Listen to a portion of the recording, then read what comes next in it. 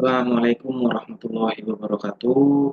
Dalam kesempatan kali ini kami akan mempresentasikan hasil dari penelitian kami terkait tugas UAS dalam mata kuliah Etika Profesi Teknologi dan Informasi. Itu yang berjudul Peran Etika Profesi dalam Pencegahan dan Penanganan Cybercrime. Pada kesempatan kali ini saya ingin memperkenalkan eh, dari kelompok kami. Yang pertama itu ada saya sendiri, itu Sandro Ernesto. Yang kedua itu ada Muhammad Rizky Saputra. Yang ketiga ada Diki Handia. Yang keempat ada Samuel Ivan Andrian. Dan yang kelima ada Dian Nur Cahya.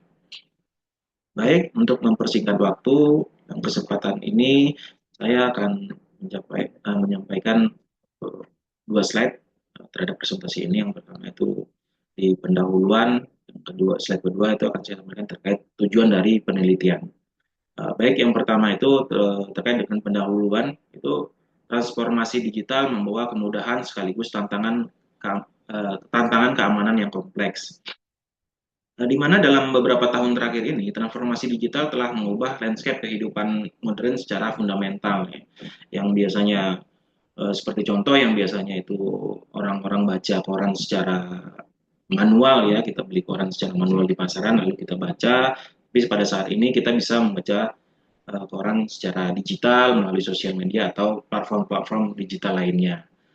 Yang kedua, itu Indonesia mengalami lebih dari 600.000 serangan cyber di tahun 2022. Ini berdasarkan dari data Badan Cyber dan Sandi Negara. Terus yang ketiga, 43% kasus disebabkan oleh human error dan pelanggaran etika profesi. Jadi 43% insiden itu berawal dari kelalaian manusia itu sendiri ya, dan pelanggaran etika profesi terutamanya. Hal yang menarik itu temuan dari IDSIRTII itu mencatat bahwa hampir ya setengah dari kebocoran data sensitif terjadi akibat ketidakpatuhan terhadap protokol keamanan dasar dan standar etika profesi. Terus yang keempat, itu ada etika profesi berperan dalam membentuk perilaku aman dalam dunia digital. Jadi etika profesi ini merupakan seperangkat nilai ya dari prinsip moral yang harus dipegang oleh setiap individu dalam menjalankan tugas-tugasnya dalam keseharian pekerjaan. Dalam konteks keamanan cyber, itu etika profesi berperan sangat penting dalam membentuk perilaku aman di dunia digital itu sendiri. Dengan memiliki etika profesi yang kuat, yaitu seseorang akan lebih waspada terhadap potensi ancaman, lebih memiliki rasa bertanggung jawab untuk melindungi data-data yang ada, dan lebih proaktif dalam penjagaan terjadinya serangan cyber. Oke, selanjutnya itu tujuan dari penelitian yang kami lakukan ini, yang pertama itu untuk menganalisis peran etika profesi dalam pencegahan dan penanganan cybercrime. Ini pada poin ini kami ingin menggali lebih dalam bagaimana nilai-nilai etika dalam suatu profesi itu dapat menjadi benteng pertahanan pertama dalam mencegah terjadinya kejahatan cyber. Selain itu, penelitian juga akan melihat bagaimana etika profesi dapat diterapkan dalam proses penanganan kasus kejahatan cyber. Yang kedua, tujuan dari penelitian ini untuk mengidentifikasi tantangan dalam implementasi etika profesi. Tidak hanya sebatas membahas peran positif etika profesi, penelitian ini juga mengidentifikasi berbagai kendala atau tantangan yang dihadapi dalam penerapan nilai-nilai etika di dunia kerja, khususnya dalam konteks digital ya. Terus tujuan yang ketiga dari penelitian ini itu memberikan rekomendasi peningkatan kesadaran etika dalam dunia digital. Berdasarkan hasil analisis dan identifikasi tantangan, penelitian ini diharapkan dapat memberikan rekomendasi konkret untuk meningkatkan kesadaran etika di kalangan masyarakat khususnya dalam dunia digital. Baik, untuk slide selanjutnya itu metodologi penelitian akan disampaikan oleh rekan kami yaitu Dian Nur Cahya. Kepada Dian Nur Cahya kami persilahkan untuk selanjutnya. Oke, Assalamualaikum warahmatullahi wabarakatuh. Perkenalkan, nama saya Gendor Cahya dari 13220098. Saya akan menjelaskan pembahasan tentang peran etika profesi dalam pencegahan dan penanganan cybercrime. Oke, dalam pembahasan ini, Kami menggunakan tiga metodologi penelitian. Yang pertama adalah Systematic Literature Review (SLR), yaitu metode penelitian yang digunakan untuk menganalisis dan mensintesis hasil penelitian yang relevan dengan suatu topik. SLR bertujuan untuk memahami status terkini pengetahuan tentang topik tersebut, menemukan celah dalam literatur, dan menentukan arah penelitian selanjutnya. Yang kedua adalah sumber data, jurnal terakreditasi, laporan lembaga keamanan siber, dan studi literatur 2021 hingga 2022. Yang ketiga adalah analisis menggunakan pendekatan tematik. Selanjutnya yaitu definisi cybercrime. Cybercrime adalah kejahatan yang memanfaatkan teknologi digital untuk memanipulasi data atau perusakan data.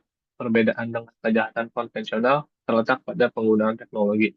Contohnya adalah hacking. Hacking secara umum merujuk pada tindakan mengeksploitasi suatu sistem komputer atau jaringan dengan cara tidak sah untuk tujuan mensabotase atau mengambil data. Yang kedua adalah phishing. Phishing adalah teknik manipulasi sosial yang sering digunakan oleh hacker untuk mendapatkan informasi sensitif seperti kata sandi, nomor kartu kredit, dan lain-lainnya. DDoS. DDoS adalah Distribute Denial of Service, yaitu serangan siber yang bertujuan untuk melumpuhkan sebuah layanan online. Dan terakhir adalah malware. Terima kasih. Selanjutnya, saya akan melanjutkan pembahasan. Saya Diki akan memaparkan hasil penelitian dari Agung dan Darmawan. Dalam penelitiannya, mengklasifikasikan ancaman cyber kontemporer di Indonesia menjadi 4 kategori utama. Yang pertama, serangan berbasis otomatisasi. Yang kedua, serangan social engineering. Yang ketiga, serangan terhadap infrastruktur kritis dan kejahatan finansial digital. Klasifikasi ini menunjukkan bahwa kompleksitas ancaman yang dihadapi dan pentingnya pendekatan multidimensi dalam penanganannya.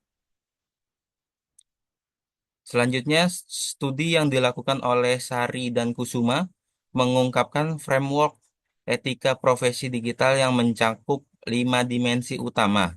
Yang pertama, integritas digital. Yang kedua, profesionalisme teknologi. Yang ketiga, kerahasiaan dan privasi. Yang keempat, tanggung jawab sosial digital dan kepatuhan regulasi. Framework ini menjadi dasar dalam pengembangan standar praktik profesional di bidang teknologi informasi. Saya Samuel Fernandrian akan melanjutkan presentasi. Lapisan interaksi etika. Etika profesi dalam konteks keamanan siber diterapkan melalui 3 lapisan interaksi utama. Lapisan preventif bertujuan meningkatkan kesadaran dan kemampuan melalui program edukasi serta pelatihan etika digital. Lapisan detektif berfungsi sebagai kontrol melalui pemantauan perilaku digital dan audit kepatuhan secara rutin. Sementara itu, lapisan responsif menyediakan mekanisme untuk menangani pelanggaran seperti protokol insiden dan sistem pelaporan yang terstruktur. Dengan pendekatan ini, diharapkan risiko cybercrime dapat diminimalisir.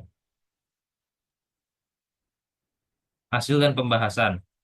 Penelitian menunjukkan bahwa penerapan framework etika profesi yang kuat dapat menurunkan risiko serangan siber hingga 35%, terutama dengan mengatasi faktor human error dan pelanggaran etika yang menjadi penyebab utama serangan. Oleh karena itu, diperlukan edukasi yang komprehensif dan penerapan standar kode etik yang konsisten di seluruh lingkungan digital. Dengan demikian, ekosistem digital yang aman dan beretika dapat tercipta secara lebih efektif. Baik, terima kasih kepada Samuel yang sudah menyampaikan. Dan untuk mengakhiri presentasi pada kesempatan yang baik ini, saya Rizky, saya akan melanjutkan presentasi dari rekan-rekan kami yang sudah disampaikan. Bahwasannya untuk mempersingkat waktu, saya akan menyampaikan hasil dan pembahasan dan serta kesimpulan dan rekomendasi. Untuk hasil dan pembahasan, yang pertama itu adalah framework etika profesi menurunkan risiko serangan cyber hingga 35%. Artinya apa? Bahwasannya implementasi framework etika profesi ini sangat efektif menurunkan risiko serangan cyber hingga 35%. Dan yang kedua adalah faktor utama serangannya yaitu human error dan pelanggaran etika. Nah, di sini sudah jelas bahwasannya faktor utama serangan itu adalah human error atau adanya pelanggaran etika. Dan yang ketiga ini adalah perlunya edukasi dan standar kode etik di lingkungan digital. Ini akan lebih efisien lagi kalau kita meningkatkan edukasi dan standar kode etik yang ada pada lingkungan digital, khususnya di lingkungan IT ya. Nah, kayak gitu-gitu pokoknya. Dan di sini selanjutnya sebentar. Untuk kesimpulan dan rekomendasi, kami sudah menyimpulkan dan ada rekomendasi juga terkait presentasi pada kesempatan yang baik ini. Yang pertama adalah kesimpulannya adalah etika profesi berperan penting dalam pencegahan cybercrime. Dan di sini sangat jelas bahwasannya pendekatan berbasis etika itu perlunya etika profesi ini merupakan komponen fundamental. Dan penerapan framework etika ini menurunkan risiko serangan, bahwasannya benar. Dan bagaimana untuk menurunkannya itu? Dengan keberhasilan implementasi tadi yang bergantung pada 3 pilar utama.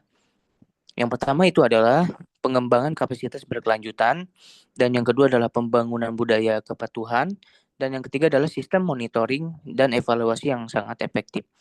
Yang bahwasannya rekan-rekan kami yang sudah jelaskan sebelumnya, ada beberapa rekomendasi yang kita simpulkan.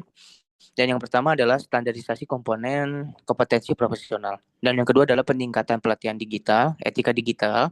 Dan yang ketiga adalah pengawasan dan evaluasi berkala.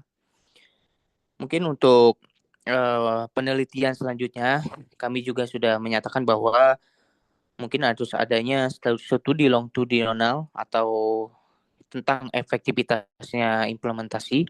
Dan yang kedua adalah analisis mendalam terkait dampak transformasi digital.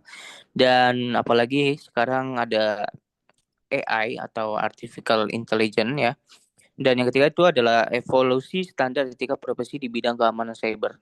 Ini sangat-sangat berguna, bahwasannya rekomendasi ini harus make sense dengan kesimpulan yang ada dan rekan-rekan kami sudah jelaskan. Dan mungkin untuk penelitian selanjutnya bisa ditingkatkan lagi untuk menganalisis mendalam tentang dampaknya transformasi digital.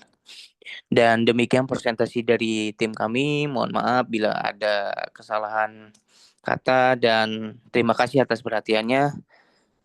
Wassalamualaikum warahmatullahi wabarakatuh.